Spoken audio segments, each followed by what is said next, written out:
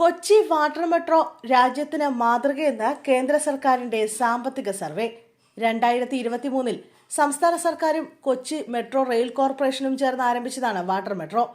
നഗരങ്ങളിലെ സുസ്ഥിര ഗതാഗത സംവിധാനത്തിന് മികച്ച ഉദാഹരണമാണ് വാട്ടർ മെട്രോ എന്നും ഗതാഗത തിരക്ക് പരിഹരിക്കാൻ ഉൾനാടൻ ജലസംവിധാനങ്ങൾ എങ്ങനെ ഉപയോഗിക്കാമെന്ന് വാട്ടർ മെട്രോ തെളിയിച്ചതായും കേന്ദ്ര സാമ്പത്തിക സർവേ റിപ്പോർട്ടിൽ പറയുന്നു.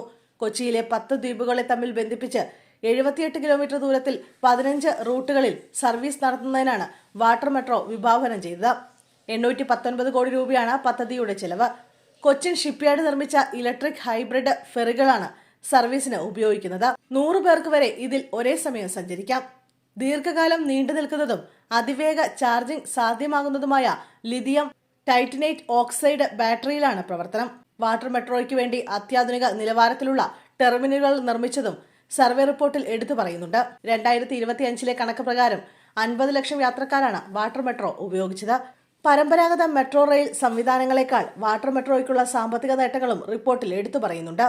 നിലവിലുണ്ടായിരുന്ന ജലപാത ഉപയോഗപ്പെടുത്തുന്നതിനാൽ പദ്ധതിക്ക് വേണ്ടി സ്ഥലമേറ്റെടുപ്പ് അടക്കമുള്ള ചെലവുകൾ ഒഴിവാക്കാനായി. സാധാരണ മെട്രോ സംവിധാനത്തെക്കാൾ 10-1 തുക മാത്രമാണ് വാട്ടർ മെട്രോയ്ക്ക് വേണ്ടി ചെലവായത്. ഹൈബ്രിഡ് ഫെറികൾ ഉപയോഗിച്ചതിനാൽ പരിസ്ഥിതി രംഗത്തും വാട്ടർ മെട്രോ പുതുമാതൃകയാണ്. കൊച്ചി വാട്ടർ മെട്രോയുടെ വിജയത്തോടെ രാജ്യത്തെ 21 നഗരങ്ങളിൽ സമാന പദ്ധതി തുടങ്ങാനുള്ള ആലോചനയിലാണ്. അയോധ്യ, ഗോവ, ഗുവാഹത്തി, കൊൽക്കത്ത, പ്രയാഗ്രാജ്, പാട്ന, ശ്രീനഗർ, വാരണാസി, മുംബൈ, മംഗളൂരു, ഗാന്ധിനഗർ, അഹമ്മദാബാദ്, ലക്ഷദ്വീപ് തുടങ്ങിയ സ്ഥലങ്ങളിൽ സാധ്യതാ പഠനവും നടക്കുന്നുണ്ട്. സ്വാഭാവിക ജലപാതയെ എങ്ങനെ പ്രകൃതി സൗഹൃദമായി നഗര ഗതാഗതത്തിന്റെ ഭാഗമാക്കുന്നതിന്റെ ഉത്തമ ഉദാഹരണമാണ് കൊച്ചി വാട്ടർ മെട്രോ എന്നും റിപ്പോർട്ട് ചൂണ്ടിക്കാട്ടുന്നു. എന്നാൽ മറ്റ് സ്ഥലങ്ങളിൽ കൊച്ചി വാട്ടർ മെട്രോ മാതൃക നടപ്പിലാക്കുമ്പോൾ യാത്രക്കാരുടെ തിരക്കും പ്രാദേശികമായ സാഹചര്യങ്ങളും പരിഗണിക്കപ്പെടണമെന്നും റിപ്പോർട്ടിൽ പറയുന്നു.